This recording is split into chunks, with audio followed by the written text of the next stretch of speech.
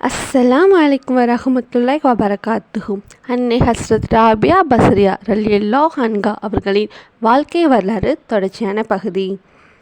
ஒரு நாள் அவர்களை காண வந்த சிலர் அம்மை அவர்களின் அபார வணக்கங்களை கேள்வியுற்று பெரிதும் வியப்பில் மூழ்கியவர்களாகி தாங்கள் எங்கிருந்து வந்தீர்கள் என்று அம்மையை பார்த்து கேட்டார்கள்.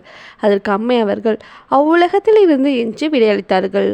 தாங்கள் எங்கு மீள்வீர்கள் என்று மீண்டும் வினா எழுப்ப அவ்வுலகத்திற்கே என்று பதில் கூறினார்கள். அது கேட்ட அம்மக்கள் இவ்வுலகில் தாங்கள் என்ன செய்கின்றீர்கள் என்று கேட்டதற்கு அதற்கு அம்மையார் அவர்கள், நான் இவ்வுலகத்தின் உணவை துன்பத்துடன் தின்று கொண்டு அவ்வுலகத்திற்கான அலுவல்களை இன்பத்துடன் செய்து கொண்டிருக்கின்றேன் என்று கூறினார்கள். அது கேட்ட அம்மக்கள், இத்தனை வாக்கு சாதுரியம் பெற்ற தாங்கள் ஒரு விடுதி வைத்திருந்தால் பெரிதும் நலமாயிருக்குமோ என்று கேட்க அதற்கு அம்மையார், ஆம், நான் ஒரு விடுதி தானே வைத்து கொண்டுள்ளேன். அதில் உள்ளே உள்ளதை நான் வெளியே செல்ல அனுமதிப்பதில்லை. அதுக்கு வெளியே உள்ளதை நான் உள்ளே வர அனுமதிப்பதில்லை.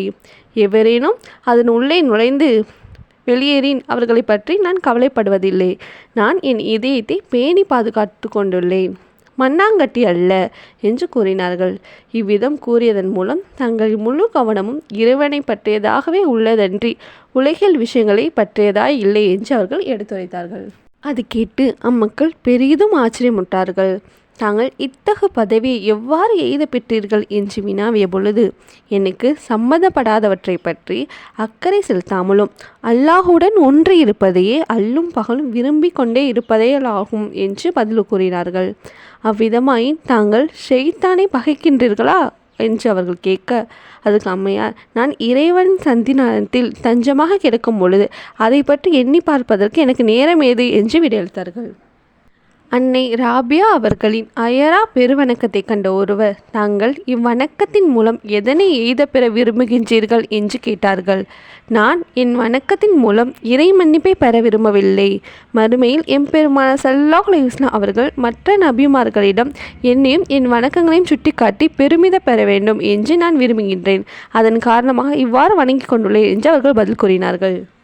தம்மை மறந்து தம் சூழலை மறந்து இறைவன் ஒருவனே நினைத்து அவனையே அல்லும் பகலும் அனவாரதமும் வணங்கி கொண்டே இருக்கும் அன்னை ராபியா அவர்கள் கனவில் அண்ணல் பெருமான் முகமது நபி ஸல்லல்லாஹு அலைஹி வஸல்லம் அவர்கள் திருக்காட்சி வழங்கி, ராபியா, என் மீது நேசம் வைத்துள்ளையா என்று வினாவிய பொழுது, எம்பெருமானே, தாங்கள் மீது எவன் நேசம் கொள்ளாது இருக்க இயலும்?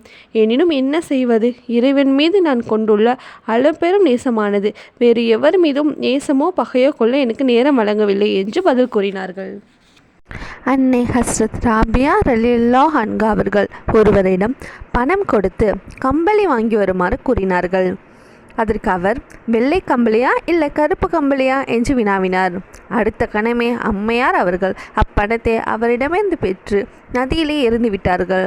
இன்னும் கம்பளியே வாங்கவில்லை, அதற்குள் வெள்ளையா கருப்பா என்று பிரச்சனை எழுந்துவிட்டது என்று கூறினார்கள். நிறம் என்பது கற்புலனுக்கு உரியதாய் இருப்பதால் அது உலகியலை சென்றது என்றும், எனவே தம் உடை கூட இறைவனை மறக்கடிக்க வழிகோலாக இருந்துவிடக்கூடாது என்றும் அவர்கள் விரும்பினார்கள். வசந்த காலத்தில் ஒரு நாள் வண்ண வண்ண மலர்கள் பூத்து கொழுங்கி கண்களுக்கு பெருவிருந்து வழங்கி கொண்டிருந்தது. அப்பொழுது அவர்களின் பணிப்பெண் ஒருவர் இல்லத்தில் வணக்கம் நிகழ்த்தி கொண்டிருந்த அன்னை ராபியா அவர்களிடம் ஓடோடி வந்து அந்த எழிலை கண்டு கழிக்க சற்று வெளியே வருமாறு கூறினார்கள். அப்பொழுது, நான் படைப்பினங்களின் அழகை பார்க்க விரும்பவில்லை, அவற்றை படைத்தவனின் பேரழகை தான் பார்க்க விரும்புகின்றேன் என்று பதில் கூறினார்கள் அம்மையார். அவர்கள் இவ்வாறு கூறியதன் மூலம் இறைவனின் படைப்புகளிலே இறைவனின் பேரழகை பார்க்கின்றோம் என்று கூறும் சூஃபிகளுக்கு மாறான கருத்தை அவர்கள் பெற்றிருந்தார்கள் என்பது நன்கு பெறப்படுகின்றது. அன்னை ஹஸ்ரத் ராபியா ரலியல்லாஹு அன்ஹா அவர்களை சோதனை செய்யும் நோக்கத்துடன் சிலர் அவர்களை அணுகி, தாங்கள் எவ்வளவுதான் சிரமப்பட்டு வணக்கம் நிகழ்த்திய போதிலும் தாங்கள் ஒரு பெண் தானே, ஆண்கள் அடையும் சாயுற்ற பதவிகளை உங்களால் அடைய இயலுமா? அற்புதங்கள் ஆற்றுள்ள பெண்களுக்கு உண்டா? பெண்களில் எவரேனும் நபியாக வந்ததுண்டா? எனவே ஏன் தாங்கள் தங்களையே அதிகமாக வணக்கங்களின் மூலம் வீணை சிரமத்திற்குள்ளாக்கி கொள்கின்றீர்கள் என்று வினாவினார்கள். அது கேட்ட அம்மையார் அவர்கள், உண்மைதான், எனினும் எந்த பெண்ணாவது திமிரு பிடித்து நானே உங்களின் மேலான இறைவன் என்று ஃபிரோன் சொன்னது போன்று சொன்னதுண்டா? இல்லையே, ஆண்கள் தாமே அவ்விடம் கூறினார்கள். எந்த பெண்ணாவது ஆணோ பெண்ணோ அல்லாத அலியாக தோன்றியதுண்டா? இல்லையே, ஆண்கள் தாமே அவ்விதம் தோன்றுகின்றார்கள் என அவர்களுக்கு பதிலடி கொடுத்தார்கள். இறைவனின் பேரொருளில் அவர்கள் ஒருபோதும் அணுவத்தனையும் ஐயம் கொண்டதில்லை. ஒரு வாயிலே ஒருவன் இரவு பகலாக தட்டி கொண்டிருப்பின் அது எப்போதாவது ஒரு நாள் திறக்கப்பட்டுதானே ஆகும் என்று ஷஹ்ஃபுல் மரிஇ ரஹ்மத்துல்லாஹி அலைஹி அவர்கள் கூறியதை கேட்ட அன்னை ராபியா அவர்கள், அவ்விதம் தாங்கள் ஏன் கூறுகின்றீர்கள்? அது எப்பொழுது மூடப்பட்டுள்ளது? பின்னர் திறப்பதற்காக அதனை முன்னர் எவன் மூடினான் என்று எனக்கு விளங்கவில்லையே. அது எப்பொழுதும் திறந்துதானே உள்ளது என்று கூறினார்கள். அது கேட்ட மரிஇ ரஹ்மத்துல்லாஹி அலைஹி அவர்கள், இத்தகைய பெண் மேதையின் பேரறிவின் முன் என் போன்ற ஆண் பேதைகளின் அறிவு எம்மாத்திரம் என்று கூறி வாயடைந்தார்கள். ஒருவர் அவர்களிடம் வந்து, தமக்காக இறைவனிடம் இறையஞ்ச வேண்டிய பொழுது உமக்காக இறைவனிடம் இறையஞ்சுவதற்கு நான் யார்? இறைவனுக்கு அடிபணிந்து ஒழுகுவீராக. அடியாரிகளின் இறையஞ்சுதலை ஏற்று அருள்பாலிக்க அவன் போதுமானவன் என்று அவர்கள் பதில் கூறினார்கள். அவர்களின் இறையஞ்சுதலை இறைவனால் ஏற்றுக்கொள்ளப்படுவதாக இருக்கிறது. ஒரு தடவை அவர்கள் தானியம் விதைத்தார்கள். அது வளர்ந்து கதிர்விட்ட பொழுது வெட்டுக்கிளிகள் படையெடுத்து வந்து அவற்றை அழிக்க முற்பட்டன. அப்பொழுது அவர்கள், இறைவனே, என் உணவை பெறுவதற்காக பணத்தை செலவிட்டு இதனை விளைத்துள்ளேன். நீ விரும்பி நான் இதனை உன் எதிரிகளுக்கே நண்பர்களுக்கோ உணவாக நல்கி விடுகின்றேன் என்று இறையஞ்சினார்.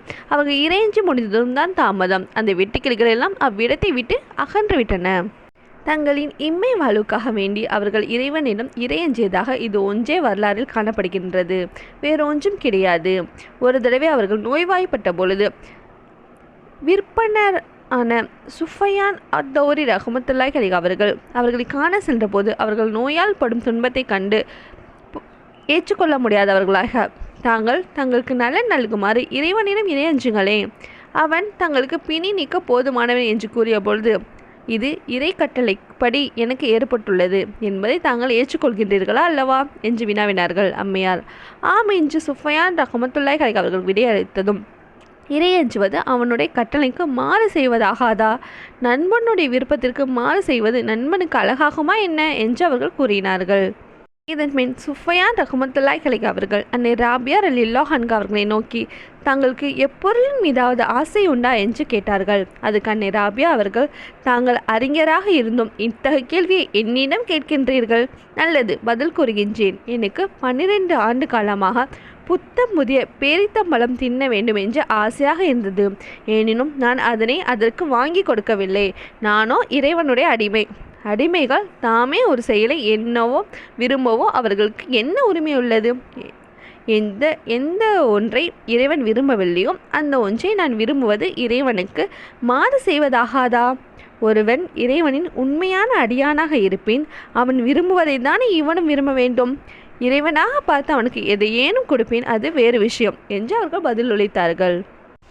அது கேட்டு பெரிதும் வியப்புற்ற சுஃபையான் ரஹ்மத்துல்லாஹி அலைஹி அவர்கள் தமக்கும் அறிவுரை நல்குமாறு வேண்ட, தாங்கள் இவ்வுலகை மட்டும் ஆசைப்படாதிருப்பின் சிறந்த ஆண்மகனாக விளங்குவீர்கள் என்று அன்னை கூறினார்கள்.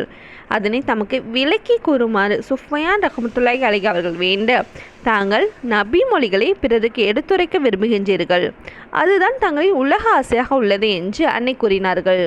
அது கேட்ட சுஃபையான் ரஹ்மத்துல்லாஹி அலைஹி அவர்களுக்கு அழுகையாக வந்தது. இறைவனே, என் பாவம் பொறுத்து என்னை பொருந்திக் கொள்வாயாக என்று அவர்கள் துவா செய்தார்கள்.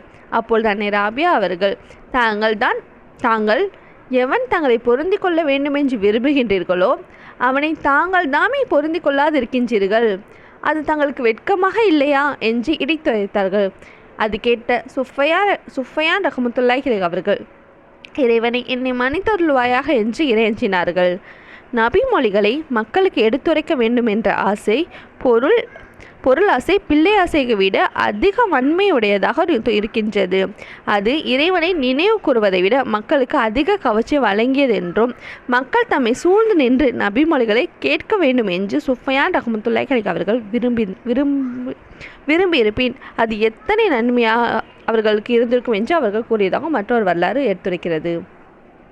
அப்பொழுது அங்கிருந்த ஜாபிர் இப்னு சுலைமான் என்பவர், ஒரு மனிதன் எப்பொழுது இறை திருப்தி கொண்டவனாகின்றான், அதற்கு அறிகுறி ஏதும் உண்டா என்று கேட்டார்கள். அதற்கு அம்மையார் அவர்கள், மனிதன் நல்லது நிகழ்ந்தால் மகிழவும் தீயது நிகழ்ந்தால் வருந்தவும் செய்வது இயல்பாக உள்ளது.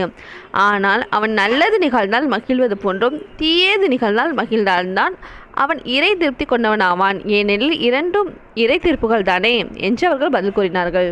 வேறொரு நாள் அவர்களின் சிறு குடிலுக்கு சான்றோர் சிலர் வந்தனர்.